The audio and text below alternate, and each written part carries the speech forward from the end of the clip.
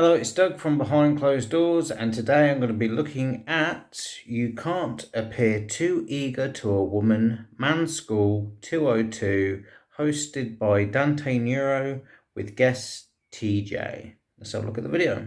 You think you know about relationships, but you're wrong. You love being in love, right? So I have that sort of same feeling. Like, I do love the goofy stuff that comes with love. What's the goofiest shit you ever did, like, in the name of love, that you can recall? I see the smile on your face. One time I was in love with this girl, but it hadn't moved to like a thing yet. I didn't know how she felt about me. I just knew I fucking loved her. She was Ethiopian. They have this very specific kind of beauty that I'm really into. And It's very sharp. It's very sharp. Yeah. And they're mad pointy. Their face is pointy. You know what I mean? They have a round face and a long neck. It's a very like Eastern African thing. So I'm in love with this girl, right? We had met maybe a couple weeks before. We hadn't even been on the first date yet. And we were gonna go on the first date. And she hit me up the day of the date to tell me that the night before she lost her phone, and she's Facebook messaging me on her computer. And she's like, my phone is lost. I'm sorry, I have to cancel today, blah, blah. And I was like, all right, well, let me try to call and figure stuff out, see if I can help with that. I fucking called nonstop for like the next 3 hours until I found the dude, and I went and met him in Soho. She lost the phone in a cab, and that dude had the phone. Like, I could be risking some shit. I don't know who the fuck that dude was. But I met with him, and he gave me the phone, and I felt like a motherfucking hero. And I hit up the girl on Facebook. We got together. I gave her the phone. But me, in my dumb, young lover brain, I thought that was going to be what's the thing. Yeah. Yeah, but we still didn't become a thing. Movies, man. Yeah. Now, you know what's crazy? Here's a principle that I've learned throughout years is you don't build love by what you give.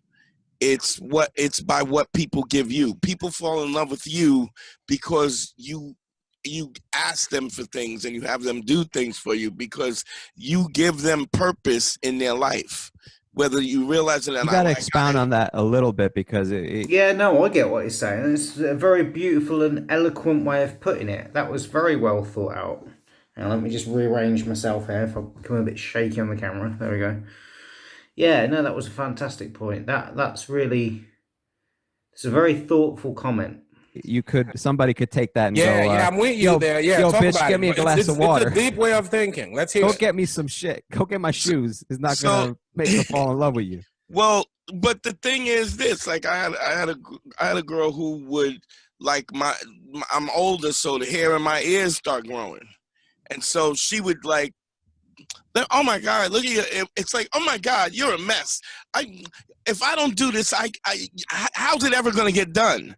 Like, I got to keep your ears clean. Like, and she would like, yeah, they want to take care of you. If I shaved them myself, you could see disappointment in her because of the fact that you took it away from her. That became her thing to do for you. Okay, I feel you. But it's in any way. It's if you think about a person that you're doing things for, if you're trying to save somebody or trying to just think about how much more in love you were with her going through this process, meeting up with this guy, calling her up on Facebook, and that excitement you feel, it's like, like, of course you're expecting a specific response, but the point is not getting that response even makes you want to do more. So it compounds the intensity of your crush because you're doing for her, and then you're investing yourself heavily into someone, yeah. Because you're doing for her, it's almost like you're turning her off because you're too available.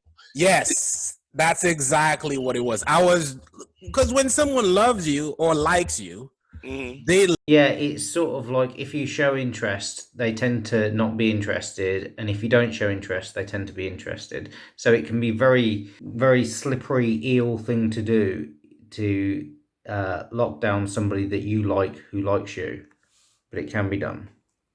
they like you as you are. Like I don't think attraction is a choice that can be. Yeah, I've said this as well. I believe it's Eben Pagan that said it originally. Attraction isn't a choice, and don't think you have to do as much as a lot of these pickup guys or dating coaches say that you do. Oh, you have to be alpha. You have to be this. You have to be the other. I don't think so. I think you could just be cool and just chill and lay back and genuinely be yourself. And it's very cliched advice, be yourself, but it's one of those things that is very easy to say and very difficult to do if you're thinking too much about something. Because when someone loves you or likes you, they like you as you are. Like I don't think attraction is a choice that can be moved by like action. Like me getting the phone was never gonna get her to like me if she didn't like me in the first place. Well, but the thing is, you didn't like you. Do you know what I mean? Like you're chasing something that you don't really think you're valuable enough to have. That's why you're chasing it. The intention, you wouldn't chase it if it wasn't running from you. Do you know what I mean? Yeah, absolutely. So the only things that run from you is the things that you desire, not the thing that's running away from you because it doesn't desire you. It's again, I do it like that, but that's a physical way of saying about it. But that's a very good way of putting it into words. Yeah. So the dynamic of that intensifies the attraction on a different level because somebody's always just out of reach. And then being out of reach kind of, so now it becomes not just the attraction that you had, the energy that you put in it, but it's also psychological about the thing. It becomes more about this thing beating me, this thing. And I think just looking at the title of the video, you can't appear too eager. I think another word would be needy. You can't be too needy on someone because then it's like you're too much in their face. You need to be relaxed. You need to be yourself. You can't pressure somebody into liking you. That has a repellent effect. Yes, like a mouse, your string on a cat, you just keep it out of range. And what really is happening is your energy of all that you're giving is pushing her away. So you're trying to reach and you're pushing her away and with the wind of you reaching out. So if you think that's a really good way to look at it. I agree. If you think about how that affected you, you can also like everything if you flip it to the other side, is what was her response to that? Because if the shoe was on the other foot, your response would be the same. If she was overly aggressive and overly accessible, and it didn't matter whether you there, wasn't there. I want you. Here's your phone, and look what I did for you. None of that is attractive. Yeah, it's like they're trying too hard. Yeah. Again, going back to being too eager. It's attractive because what he really is saying is you're better than me. And it's like being around a pushy salesman. Oh, do you want to buy this thing? Oh, you really want this thing in your life, don't you? Do you want this thing? Do you want this? It's like it's right in your face. And I think that sometimes the hardest thing to do is to do nothing. And that's a pattern that I've recognized in my life, and I'm growing away from that. The pattern really is I want a lot of people who don't want me, and then there's a bunch of people who want me, and I don't give a fuck about them. Right. That's what I'm saying with that. When you want somebody, they tend not to want you. And when you're not interested, they come after you. And so it's interesting, isn't it? Look, we're guys from all different parts of the world and different cultures and places and different times in history. These some of these guys are older and younger and stuff. And they're all saying the same kind of thing. So it's not something that is sort of like, we're not making it up. It's something that is actually going on. And it's not due to a specific type of guy. Like, I know that people like to do alpha and beta behaviors and all that kind of stuff, but really, this is the human condition, and it's fascinating. Yeah. Right. You think that's directly and it's a really unhealthy way to live and try to process love and stuff. But it's a bit like trying to grab a slippery eel. The more you try and grab hold of it, the more it kind of slithers away. But you know why that is? It's just a human thing. the thing that the thing that's elusive to you is always the thing that you want. Unfortunately, yes. Yeah. So, I mean, you may have a specific attraction or something, but I think the reason for that is because wanting something spikes dopamine, and that's sort of like the anticipation of wanting to get something. That's why people become addicted to gambling, for example, or addicted to social media, because they're addicted to sort of like the anticipation of getting something. Attraction or something, but an attraction is just a variable. It's not all the variables. You know, there's people that you know, look, if you're marrying, if you're getting ready to date a Victoria's Secret's model, right? The chick from Brazil, and she ends up sucking your dad's dick, it doesn't matter how pretty she is, you know, because it's not conditional. You know what I mean? She looks really ugly if she's blowing your dad, if you know that she's your dad. Man School 202. Better hear what I've got to say, because you won't get it again. I'm not an alpha male. I'm not a beta male either. I'm just a better man. Well, put your happiness first, because if you don't, they won't. That was an interesting way to end it. Let's have a look at another one, because I enjoyed that. Okay, so this one's called Where Does Insecurity Come From? Man School 202, hosted by Dante Nero, with guest Matteo Lane. Let's have a look at it. You know, it's weird, because for me, like my dad was so, like, it wasn't my mom that was overprotective. My dad was so overprotective. And so, you know, if I went to play in the street, you're going to get hit by a car. Don't, you know, like I wasn't able to use his power tools until I was 23. You know what I mean? Because he was like, you're going to cut your hand off, you know? So I had to buy my own. But what happened for me, the switch for me was I just got tired of being afraid. I got just tired of being scared. And then for me, so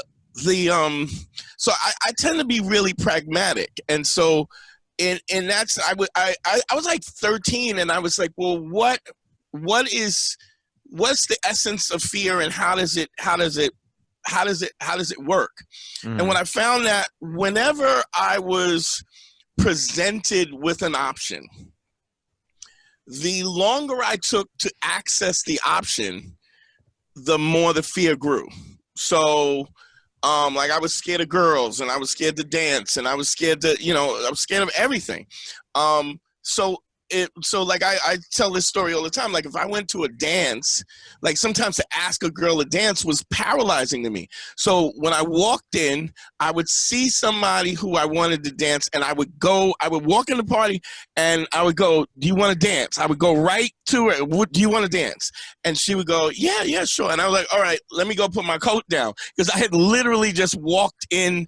And so dealing with the speed in which I would access the opportunity, like, because the longer you take, the more the fear, your brain starts to eat you up, and your fear starts to grow. And yeah, your mind fills in the blanks, and it's not always good.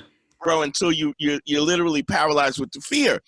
Then it became a situation. There was a guy called Mystery in the Pickup Artist thing, and he had a thing called the 3-second rule. Do something within 3 seconds. It doesn't give your brain enough time to be able to come up with excuses as to why you shouldn't. To grow and grow until you're literally paralyzed with the fear. Then it became a situation. So for me, I was like, well, yeah, a lot of people get paralyzed by fear, and you need to kind of act before you have the ability to fear. Like, before you realize that you could be afraid. You just have to, I think the quicker you act, the more courageous you are, and the more decisive you are with everything. Well, how does this work? So as long as I access... Some things need consideration, but other things need to be dealt with straight away, and there needs to be action taken. Otherwise, the fear is just going to grow, and you're going to feed the fear by not taking action and overthinking. And again, a lot of this, they talk about being an alpha and beta, and, you know, guys don't care and all this kind of stuff. It's not a guy-girl thing. It's not an alpha-beta thing. It's more of a case of, it's a human condition thing. I remember one of the guys, Tommy Cooper, was an entertainer, and he'd go on stage and have really bad stage fright. Tommy Cooper, for those of you who don't know, was like a comedian clown type thing, and he'd just walk on the stage and people would just laugh because the way he was like looking and stuff. and they'd say to him, all you have to do is just walk on stage, and people just burst out laughing. And he goes, yeah, but only if they knew what it took for me just to walk on that stage. And just showing up is a lot of it, because a lot of people just don't show up out of fear. Grow and grow until you're literally paralyzed with the fear.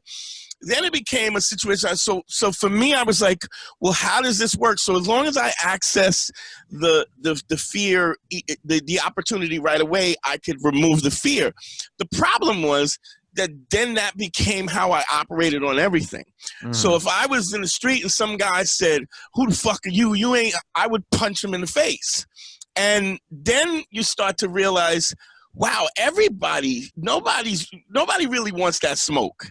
You know, like people yap and they talk and stuff, but if you swing first, they crumble under the pressure because they were just faking it anyway. And then it made me understand that everybody has these insecurities. I was gonna say it's a really good point, is that like everybody is fear-based. I think not everybody, but I think to a certain extent we're all fear-based because because of the human condition. Yeah, fear is just a way of getting you to stop in your tracks.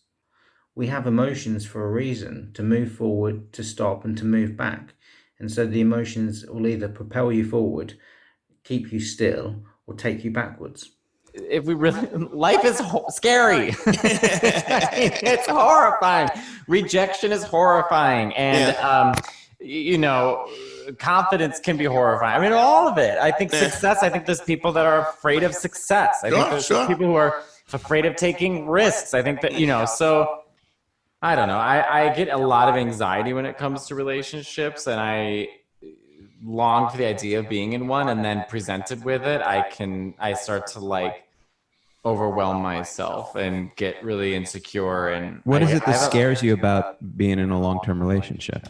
Well, I think an easy answer is to be like, I'm trapped. And then the other answer is not being able to accept that someone likes me. Like, I've noticed if a guy likes me too quickly, I'm suspicious. Yeah, we were just talking about that. Yeah. Yeah. And then I'm sort of like more attracted to like a challenge or someone who's always a little out of reach. It's kind of what we were saying in the other video. I don't know if that's because I don't like myself or I'm a comic and I like challenge. No, because we're working with our emotions, and there's a natural pace of everything.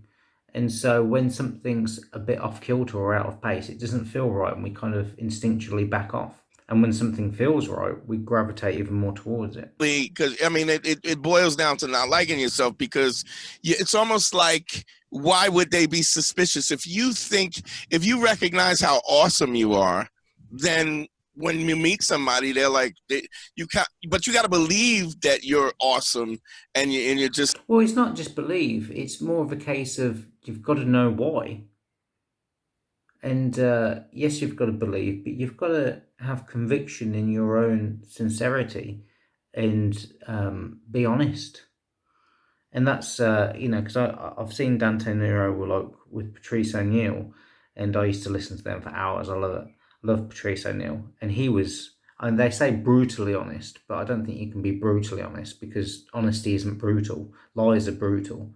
So I think it's more of a case of honesty is transparency, and it makes people feel safe and at ease. Whereas lying makes people feel a bit awkward, doesn't it? So it's learning to be honest with yourself, I think. And you do like yourself, and it's all this, anything that would make you believe not is just overthinking and fearful mindedness. It's a dope person. So it just stands to reason that because you are so awesome, that they would like you right away. Like, why would you not? I mean, it's the difference in going, hey, do you want this? Yeah, if you turn up and you like yourself, that makes all the difference in the world. This $10,000 in cash, or do you want this 35 cents? You know what I mean? It just right. doesn't make sense to not want that. You know, so I think one of the things, and there's a lot of men in general who are going, they never look at the person that they think is judging them. So for me, another little technique is when somebody's criticizing me, I always go, well, does this come from a place of love, or is this somebody trying to bring me down a notch? And I mean, I've said that before, Neil. Where is this coming from? and as soon as I recognize that maybe it may not come from a place of love, then what I do a lot of times is I will start to pick this person apart. Like, what who are you? Who the fuck are you? Mhm. Like, what did you accomplish? Like, who Mhm. are you? You're not really that interesting. You don't really look that good. You're not I wouldn't even waste that time on it, but I know what he's saying. really that successful. You don't really have any discipline. You're like, how dare you think that you could judge me when you're such a piece of garbage? So you're a lot stronger than I am, because my instincts would not be like, I don't know if it's Catholic guilt and I feel like it's gonna come bite me in the ass, but I never have the confidence to be like, you're nothing and look what I've done, because I feel like, oh, that's gonna come bite me in the ass, you know. So I just always like blame myself. Yeah. Yeah, I mean, I wouldn't do either one. I'd just not pay attention to it. I'd just take my attention away from that kind of hostility and negativity. Or I'd investigate it further. That's another thing that I tend to do. Like Jordan Peterson's very good at that. I'd ask a series of questions and inquire as to why they came to those conclusions. Man School 202. Better hear what I've got to say because you. Yep, loving the Dante Neuro videos.